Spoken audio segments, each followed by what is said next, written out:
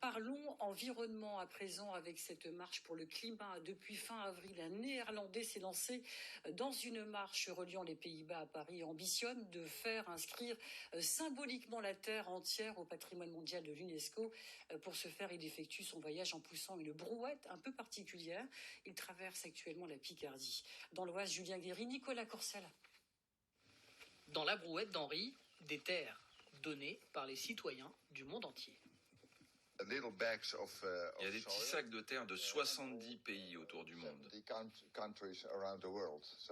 Et nous emmenons toute la terre à Paris, à l'UNESCO. De Varic, aux Pays-Bas, jusqu'à Paris, Henri fait voyager ses terres à travers villes, villages et campagnes.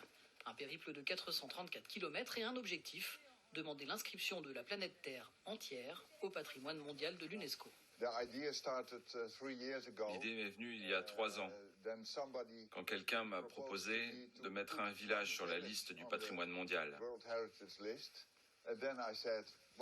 me suis dit, pourquoi seulement un village ? On peut mettre toute la Terre sur la liste.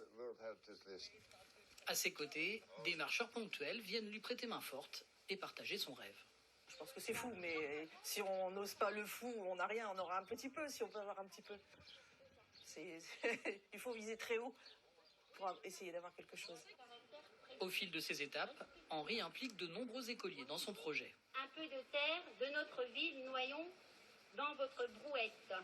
Les 120 élèves de l'école Vessamburger de Noyon ont ajouté leur terre à l'édifice. Je pense qu'il était important de les emmener dans une activité et sportive et quelque part un petit peu écologique et responsable pour leur montrer qu'ils ont une part importante à jouer dans l'environnement, même si ils n'ont que 6 ans pour les plus petits.